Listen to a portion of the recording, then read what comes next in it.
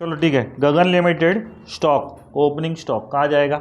Change in inventory, मतलब change in material consume, right. फिर purchase याद है, इधर परचेज आता है कॉस्ट ऑफ मटेरियल में परचेज। फिर return inward and return outward दिया हुआ है। सेल्स भी दिया हुआ आगे का। सेल्स किधर आता है? Revenue from operation. परचेज जो है ना 4,82,500 है और सेल्स कितना है? 7,80,000, 7,60,000 सॉरी। और क्रॉस में देखो दिया है ना, परचेज का रिटर्न है ना 12.5 है और सेल्स का रिटर्न 7,000 है। मतलब डेबिट का क्रेडिट में रहेगा, क्रेडिट का क्रेडिट में रहेगा, समझ रहे हो ना। परचेज डेबिट में था तो उसका रिटर्न क्रेडिट में, और सेल्स क्रेडिट में तो उसका रिटर्न डेबिट में। ये ऐसे क्रॉस में। फिर मशीनरी कहाँ जाएगा? Fix asset. Factory building fix asset, computer fix asset. सन्डी debtors trade receivable, सन्डी creditors trade payable. Bank interest paid याद है, फाइनेंस कॉस्ट में आ जाएगा। फिर कैशड बैंक कहाँ पे जाएगा? कैशड बैंक बैलेंस में जाएगा। फिर शेयर इशू एक्सपेंसेस किधर जाना चाहिए?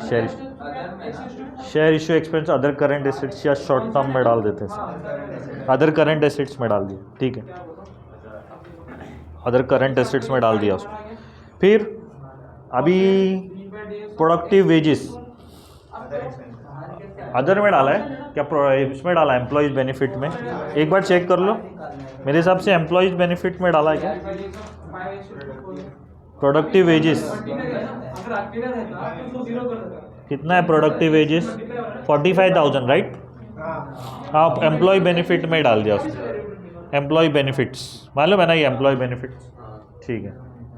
फिर आ जाओ फ्यूल, फ्यूल को कहाँ डाल दोगे? अदर में डाल दो, कुछ पता नहीं है। Administrative, director, other, administrative, salaries, salaries तो ये है एम्प्लॉय बेनिफिट्स। फिर स्टॉक इंश्योरेंस अदर ही डाल दो, रिपेयर टू कंप्यूटर भी अदर डाल दो। Loan from bank, long term borrowing, long term, सब अदर में मत डाल दो ना। Capital, called up capital, share capital. फिर security premium, reserve and surplus, general reserve भी reserve and surplus, profit and loss भी reserve and surplus. Closing stock दो जगह, कहाँ कहाँ?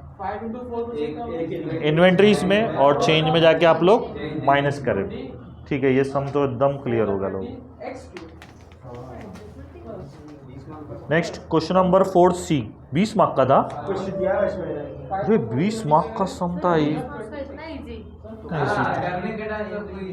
चलो 4C, 4C कुछ था ही नहीं सम में। चलो होएगा। माया लिमिटेड वाला 4C, कैश इन एंड मालूम है ना, कैश एट बैंक इक्विवेलेंट में आएगा। फिर बैलेंस भी उधर ही जाएगा, हाँ। सन्डी डेटर्स ट्रेड रिसीवेबल में जाएगा, याद है ना।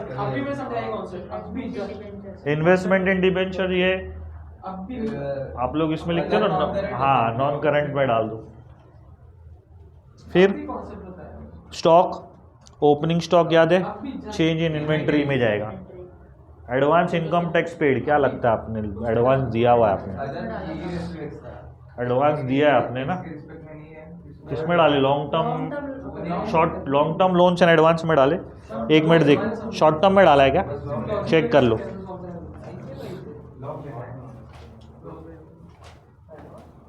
हाँ बोल, advance income tax long term में डाला है, लॉन्ग टर्म एडवांसेस, ठीक है। फिर provision for income tax,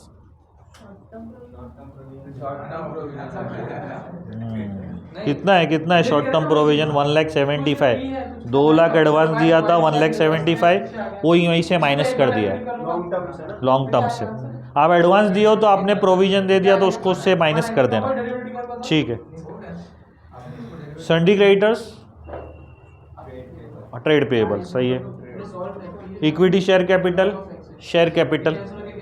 profit and loss, reserve and surplus. Advance receive from customer, अभी थोड़ी देर पहले ही किया था अपन, एडवांस रिसीव फ्रॉम कस्टमर, क्या करे थे अपन ने? हाँ अदर, बराबर बोल रहा है। सब अदर, तुम लोग ज़्यादा अदर मत कर देना। प्रोविजन फॉर, अच्छा कहाँ पे था मैं? हाँ, सन्डी क्रेडिटर्स हो गया, शेयर कैपिटल हो गया, प्रोविजन फॉर डाउटफुल डेट, बराबर है। मैं उधर ही हूँ क्या? हाँ, प्रोविजन फॉर डाउटफुल डेट्स क्या है, ये ओल्ड आरडीडी है, ये बैड डेट से माइनस होना चाहिए, राइट। लेकिन बैड डेट्स है क्या इसमें? अच्छा, इसमें बैलेंस पीएनएल बनाया ही नहीं है। लेकिन आपको मालूम है ना बैड डेट्स कहाँ आता है, ये वाला, ये आपका इधर बैड डेट्स लिखते हो, उसमें से लेस ओल्ड आरडीडी करते हो, तो बैड डेट्स भी है ही नहीं सब में, तो आपको इसको कुछ लिखना है, लिख के रख देना। फिक्स डिपॉजिट विद आईडीबीआई कहाँ जाएगा, करंट इन्वेस्टमेंट जैसा थोड़ा मान लो। हाँ हाँ, वो एक इफेक्ट आएगा बराबर। नहीं वो सॉल्यूशन में दिया हुआ है, एक मिनट ना। डेटर्स मतलब डेटर्स था बराबर। बैड डेट्स कितना था? ओके 25,000, तो उसने डेटर से माइनस किया है क्या? हाँ ठीक है, लेकिन हम लोग तो ओल्ड आरडीडी सिर्फ एक ही जगह लिखते थे, ट्रेड रिसीवेबल में। हाँ हाँ, वही तो बैड डेट्स में करते थे ना अपन। हाँ हाँ, अदर यहाँ पे माइनस करते थे, इस बार इसने उधर सन्डी डेटर्स में माइनस कर दिया। चलो मान के चलो कि उधर है, लेकिन मेरे हिसाब से वो उधर नहीं है, वो आपका बैड डेट्स में आना चाहिए, क्योंकि वो ओल्ड आईडीडी है। मैं सेटिस्फाइड नहीं हूँ, क्योंकि अभी तक तो मैं वही करता आया हूँ। हाँ, general reserve and surplus, fixed asset आपका फिक्स्ड एसेट में आएगा, डेप्रिसिएशन उससे माइनस कर देना, फिक्स्ड एसेट में से डेप्रिसिएशन आप लोग माइनस कर देना, ठीक है। नेक्स्ट जाते हैं सम नवंबर 2023, क्वेश्चन नंबर 2। चलो फटाफट अभी लोग बताते जाओगे। पृथ्वी land and building tangible, plant tangible, furniture tangible, purchase में आएगा मालूम है ना इधर, कॉस्ट ऑफ मटेरियल में। फिर सैलरी याद है ना, employees benefit, wages employees, bank interest finance, rent paid others, repair others, miscellaneous other, audit fees other, opening stock, change in inventory, sundry debtors, trade receivable, फिर bill receivable, trade receivable, long term investment, वही investment के हिसाब से आप लोग लिखे थे ना। हाँ, एडवांस इनकम टैक्स अभी अपन ने पढ़ा था ना, long term loans and advance में डाला था ना, अभी डाला था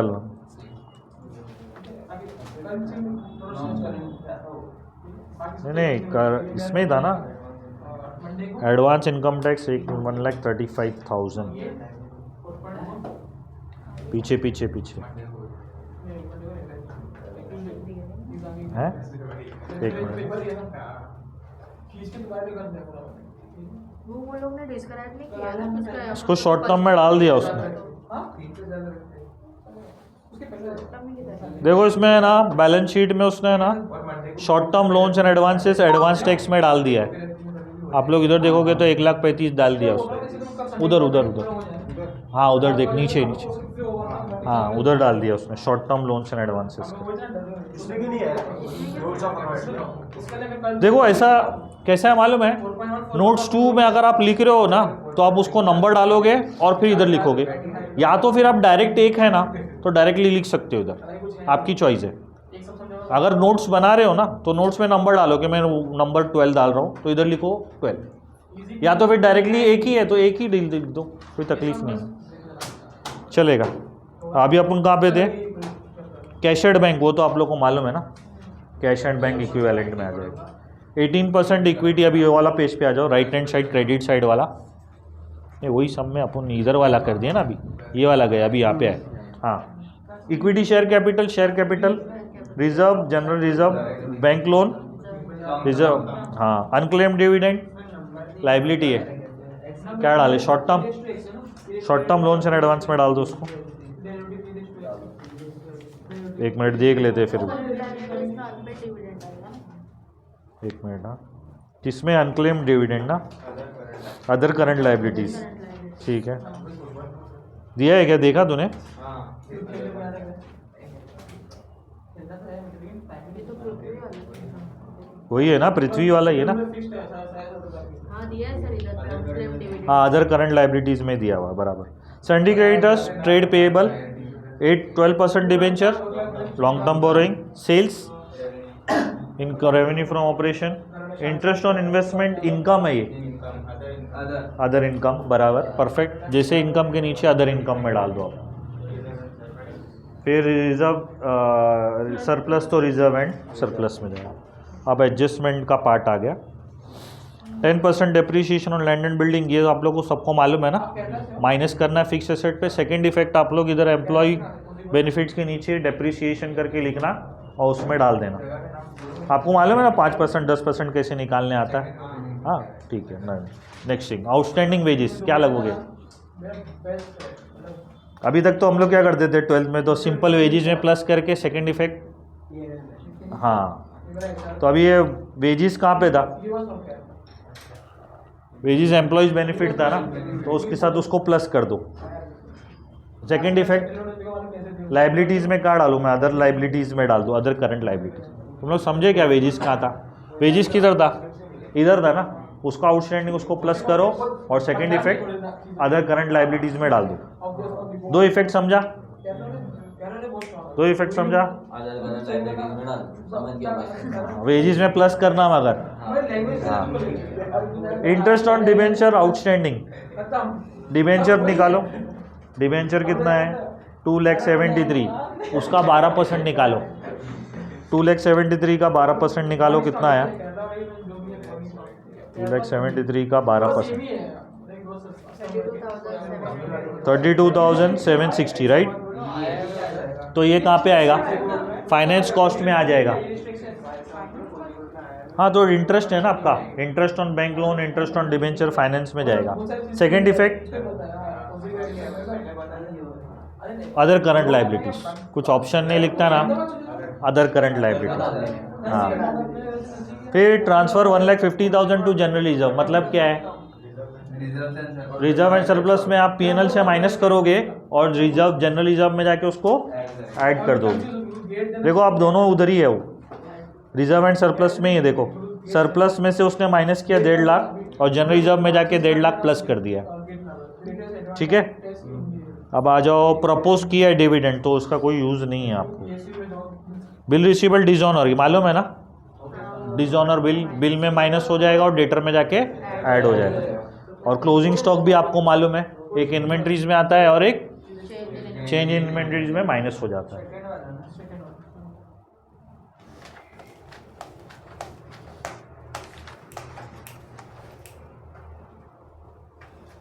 ठीक है, मैं बोलता हूँ अप्रैल 2024 करते। नेक्स्ट सम, बाकी का जो सिंपल पोस्टिंग है वो मैं कर रहा नहीं हूँ।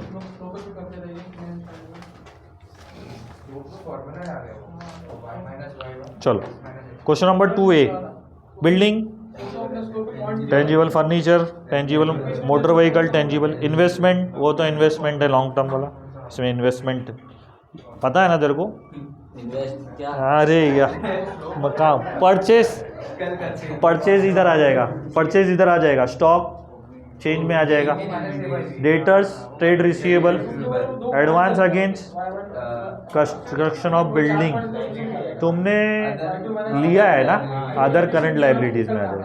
Cash and bank, cash and bank, share capital, creditors trade payable, sales तुम लोग को मालूम है ना, revenue from operation, profit and loss, reserve and surplus, dividend receive, other income, salaries, employees benefits, director fees others, electricity other, rent other, auditor fees other.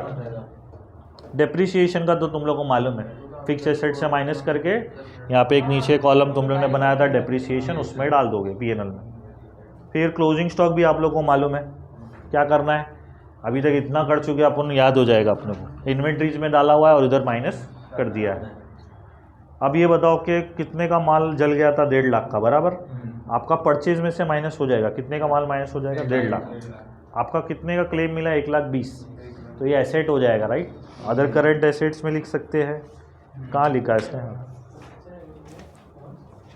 Insurance claim other income, किस में डाला है, अदर करंट एसेट्स में डाला है, बराबर वही same. Insurance claim other current assets में डाला हुआ है। तुम लोग को समझ में आ रहा 3 चीज़ हुई है। 1.5 लाख का आग जल गया है तो परचेज में से माइनस हो जाएगा, क्लेम हुआ वो मिला तो एसेट में आ जाएगा। फिर भी नुकसान कितना हो आपका, 1.5 लाख में से 1,20,000 का माल जल गया, 30,000 का नुकसान हो गया, लॉस ड्यू टू फायर। वही ऑफिस, हाँ मेरे हिसाब से अदर ही जाना चाहिए।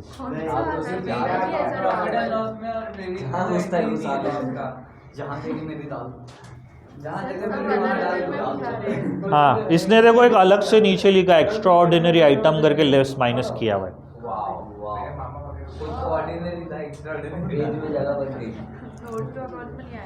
देखो यहाँ पे है ना अलग से इसने एक्स्ट्रा ऑर्डिनरी आइटम बोल के है ना 30,000 माइनस किया हुआ। 1.5 लाख का माल जल गया था, 1,20,000 मिला और 30,000 रुपये आपका लॉस हुआ तो वो पीएनएल में नीचे जाके माइनस किया उसने लास्ट में अलग से। ठीक है, ये 3 इफेक्ट हो गया। Provide provision for tax, tax मालूम है ना, वो पूरा पीएनएल पूरा बनाना पड़ेगा और डायरेक्टर प्रपोज डिविडेंड वो कोई यूज़ नहीं। अब टैक्स की बात करें तो आपको इनकम देखो ना 52,80,000 है बराबर, उसमें से खर्चे कितने हुए 20 लाख 19,80,000 तक आया। समझ में आया कैसे आया?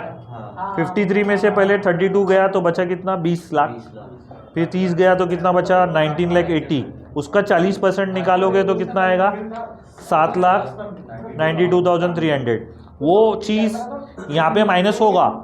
सेकेंड इफेक्ट वहाँ पे देखो ऊपर करंट लाइबिलिटीज़ में दिया हुआ है शॉर्ट टर्म प्रोविजन में, ये यहाँ पे भी तो लिखा ही लिखा है, साथ साथ में शॉर्ट टर्म प्रोविजंस करके ऊपर भी लिखा हुआ है। यहाँ माइनस हो गया, यहाँ पे देखा गया, वहाँ माइनस हो जाएगा और करंट लाइबिलिटीज़ में अलग से प्रोविजंस में आ जाएगा। ठीक है, हियर वी एंड।